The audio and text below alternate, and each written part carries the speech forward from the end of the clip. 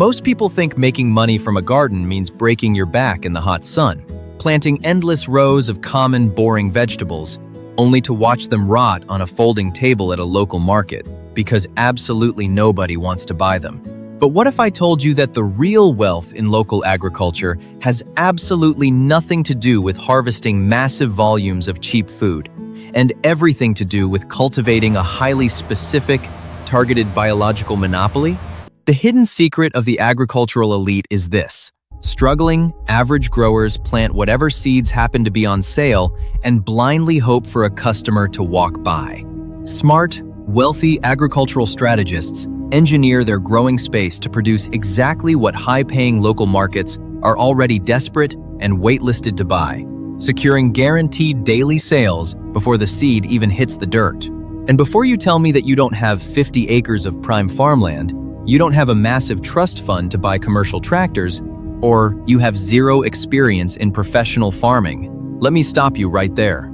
The hyper-profitable systems I'm about to share require very little space, minimal startup capital, and rely on strategy rather than back-breaking labor. Stay with me until the very end, because plant number 7 is an absolute generational goldmine. It is a relentlessly resilient crop that taps directly into a multi-billion-dollar industry, practically cloning itself to print free inventory while most growers completely ignore it. Welcome back to Daily Plant Life, the channel where we explore high-demand agricultural economics and how to turn soil into opportunity and seeds into success. Let's get into it. Before we break down the 7 specific crops that will completely revolutionize your cash flow, we need to completely destroy the traditional farming mindset. The reason the average market gardener is exhausted, broke, and frustrated is because they are playing a losing game. They are trying to compete with industrial mega farms that can produce a head of iceberg lettuce for 3 cents. You cannot win a price war against a commercial farming conglomerate. To win, you must stop growing commodities and start growing premium, high-demand assets. You must look at your growing space, whether it is a quarter-acre backyard, a spare bedroom, or a heated garage, as a highly optimized biological manufacturing facility. The plants we are covering today are not just food. They are solutions to specific market problems. They are high-ticket items that local chefs, boutique businesses, and premium consumers are actively searching for. Plant number 1, microgreens. Plant number 1 is microgreens. When the average amateur gardener looks at a tray of microgreens, they completely misunderstand the economic vehicle sitting in front of them. They see a tiny, fragile, optional garnish that belongs on a $20 plate at a fancy restaurant. They think it is a novelty. They completely miss the underlying business model. Most people don't realize the sheer, staggering velocity of this specific agricultural system. The hidden opportunity here is the hyper-fast cash cycle. When you plant a traditional crop like carrots or bell peppers, your capital is locked in the dirt for 60, 90, or even 120 days. With microgreens, specifically varieties like radish, pea shoots, and sunflower, we are talking about seed to harvest, cash in hand, in just 7 to 14 days. Your strategic advantage is the sheer volume of revenue you can generate per square foot. Because microgreens are harvested at the cotyledon stage, the very first set of leaves, they do not need deep soil or massive amounts of sunlight. You do not need a sprawling farm.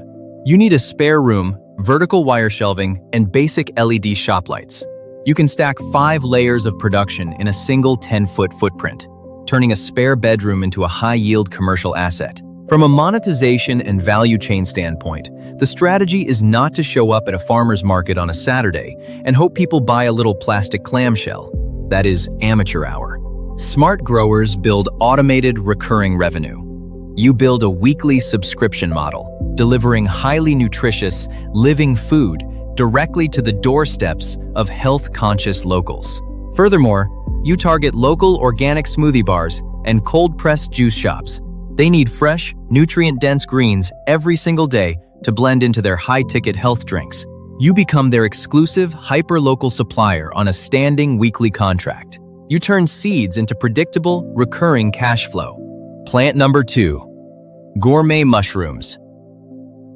Specifically high-demand premium varieties like lion's mane, blue oyster, and king trumpet. The mainstream illusion surrounding fungi cultivation is profound. Most people believe that to grow mushrooms, you need access to dark, damp, highly expensive, and complex underground cave systems. They think it requires millions of dollars in climate-controlled infrastructure. The reality? The hidden opportunity of gourmet mushrooms is the ability to upcycle free or incredibly cheap agricultural and commercial waste. You can take spent coffee grounds from local cafes or basic sterilized straw and use it as a substrate to cultivate a premium, high-value protein. The strategic advantage here is twofold: vertical integration and extreme market leverage. Mushrooms do not need sunlight to perform photosynthesis. They are saprophytes. This means you can grow them in vertical columns inside a basic, humidity-controlled grow tent in your garage. You are completely insulated from droughts, floods, and seasonal weather changes. The monetization angle is heavily B2B, business to business. Executive chefs at high-end farm-to-table restaurants are absolutely desperate for high-quality, locally grown gourmet mushrooms. Why? Because mushrooms are incredibly fragile. When a restaurant buys oyster mushrooms from a massive broadline commercial distributor, those mushrooms have been packed in boxes, tossed into the back of refrigerated trucks, and shipped across the country. By the time they hit the chef's cutting board, they are bruised, battered, and weeping moisture. You step into that value chain and offer pristine, unbruised, hyper-fresh fungi, harvested just hours before delivery. You walk in the back door of the kitchen, hand the chef a flawless cluster of lion's mane, and you immediately command top dollar. Because your product drastically elevates the visual appeal and flavor of their expensive dishes, they will put you on a standing weekly order. You are no longer a gardener, you are a premium culinary supplier. Plant number 3 is edible flowers. Most people misunderstand these entirely. They look at nasturtiums, borage, pansies, and calendula and think they are purely decorative landscaping elements. They view them as pretty things to look at, offering absolutely zero real-world return on investment. But what if I told you that edible flowers hold one of the highest profit margins by weight in the entire global agricultural sector? The hidden opportunity is the massive luxury markup embedded in the boutique culinary and event spaces. Edible flowers weigh almost nothing, take up very little physical space in your garden, but carry an incredibly high perceived value. Your strategic advantage is a built-in, unbreachable local moat. Edible flowers are the most fragile agricultural product on Earth. They cannot be efficiently shipped across the country without wilting, browning, or turning to mush. Industrial megafarms cannot mass-produce and distribute them effectively. Therefore, the local grower holds an absolute monopoly. Your monetization angle skips the average consumer completely. You are not selling a bag of flowers to a guy making a Tuesday night salad. You supply luxury wedding bakers who need pristine, vibrant blooms to cascade down a $5,000 wedding cake. You supply private estate chefs who need a brilliant blue borage flower to garnish a high-end appetizer. And most importantly, you target craft mixologists at premium cocktail bars. A bartender making a $20 artisanal gin cocktail will gladly pay a premium for a vibrant, peppery nasturtium blossom to float perfectly on the ice. You package these delicate blooms in clear, hard plastic clamshells, selling them for a staggering price per ounce. Plant number 4 is living culinary herbs, focusing heavily on staples like Genovese, basil, mint, cilantro, and thyme. The way average growers handle herbs is a masterclass in lost revenue. They grow the plant, chop off the stems, shove them into a plastic bag, and take them to a market, trying to compete with the cheap, wilted grocery store commodities. That is a losing game. The moment you cut an herb, the clock starts ticking. It immediately begins losing moisture, flavor, and market value. The hidden opportunity is shifting the paradigm entirely. You sell the living plant system rather than the dying, severed stems. Your strategic advantage is transferring the perishability risk away from your business. By growing these herbs in small, attractive pots or hydroponic net cups with the root ball entirely intact, you extend the shelf life for the end consumer by weeks while reducing your own post-harvest loss to absolutely zero. If a living basil plant doesn't sell today, it simply grows slightly larger and more valuable by tomorrow. The monetization strategy here is securing recurring wholesale accounts. You approach independent local grocers, upscale butcher shops, and boutique food markets. These retailers hate stocking cut herbs because whatever they don't sell in 3 days gets thrown in the dumpster, destroying their profit margins. You offer them a living herb display. You provide the retailer with lush, vibrant, potted herbs that sit beautifully on their shelves without wilting. The consumer buys it, takes it home, sets it on their kitchen counter, and harvests perfectly fresh leaves as needed. Because people consume culinary herbs daily, they will return to that grocer to buy your living plants again and again. You have created a highly scalable, loss-proof retail asset. Plant number 5 is specialty hardneck garlic. Novice growers completely avoid garlic. They look at the crop timeline, realize that garlic sits in the ground for up to 9 months through the freezing winter, and they panic. They think it ties up their valuable land for far too long without providing a fast enough financial payoff. They are missing the double yield strategy, which is one of the most powerful economic levers in agriculture. The hidden opportunity is a phenomenon known as the garlic scape. When you plant hardneck garlic, the plant does something incredible in the late spring. Roughly a month or two before the bulb is actually ready to be harvested, it sends up a curly, vibrant green shoot from the center of the plant. This shoot is the scape, and it is a highly coveted gourmet delicacy with a mild, sweet garlic flavor. Your strategic advantage is extracting 2 entirely separate, highly profitable income streams from a single planting. First, you must snap off the scapes so the plant redirects its energy into growing a massive bulb. But instead of throwing those scapes in the compost, you bundle them. Because scapes are only available for a fleeting 3-week window in the spring, culinary enthusiasts and local chefs go absolutely crazy for them.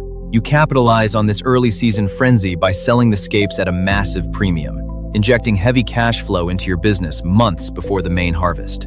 Then, later in the summer, you harvest the actual garlic bulbs. And here is where the monetization angle gets even better. Garlic cures.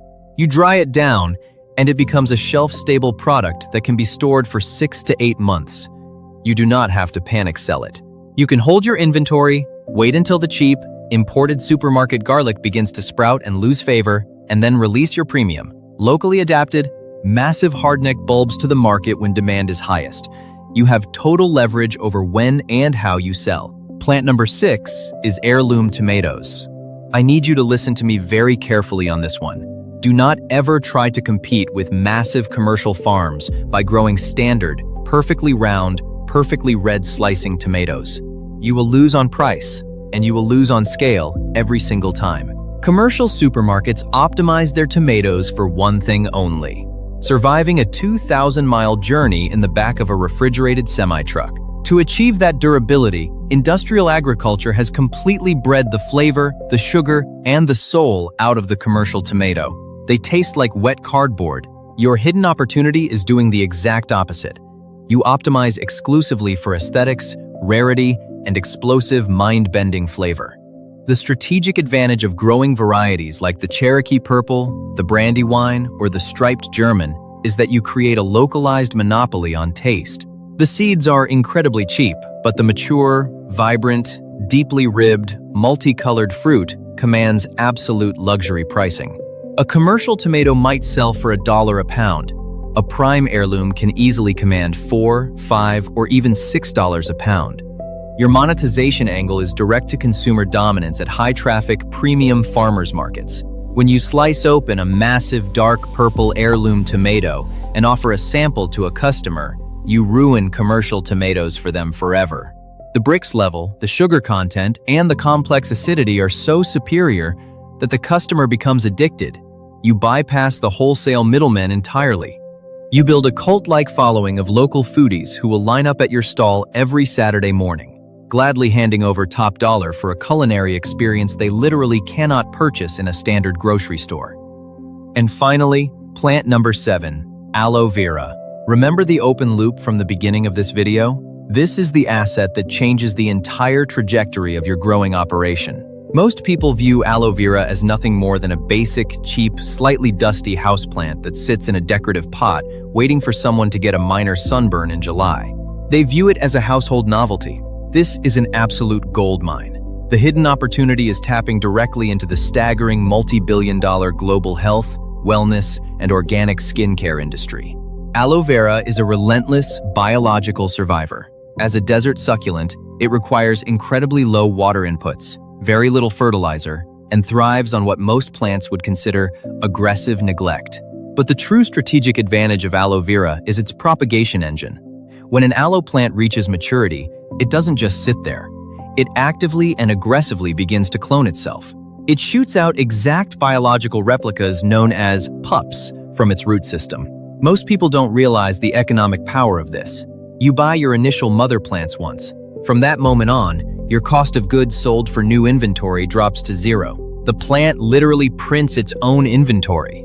The monetization and value chain angle for aloe vera is highly scalable and deeply profitable. You aren't just selling a decorative pot. You are selling a daily holistic health supplement, a natural burn treatment, a premium hair mask, and a top-tier organic skincare routine.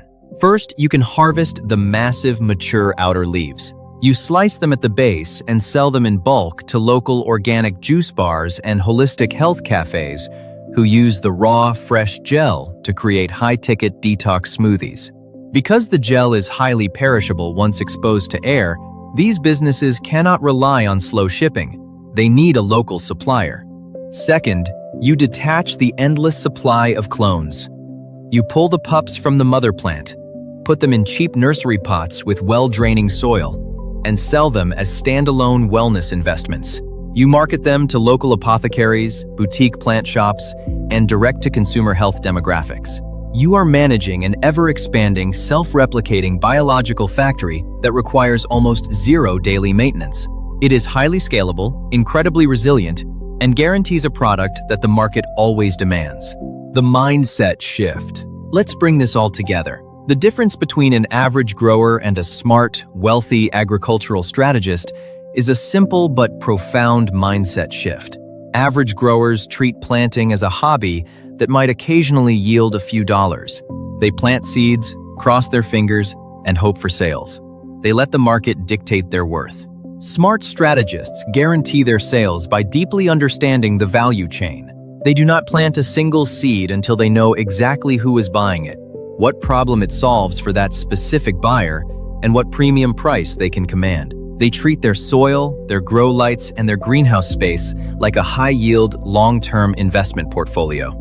You turn soil into opportunity and seeds into success by engineering a product that the market is already waiting for. If this video fundamentally changed the way you look at your growing space and your agricultural business strategy, make sure to hit that like button right now to feed the algorithm. And subscribe to the channel so you never miss another high-level breakdown on building botanical wealth. Now, I want to hear from you, the strategists watching this. Look at your local market and your current setup. Which of these 7 plants would you start with, and why? Are you going to build a subscription microgreen empire, or are you going to start cloning aloe vera for the wellness industry? Drop your business plan and your reasoning in the comments below. Let's talk strategy. Keep planting, keep growing, and keep thriving with daily plant life. I'll see you in the next video.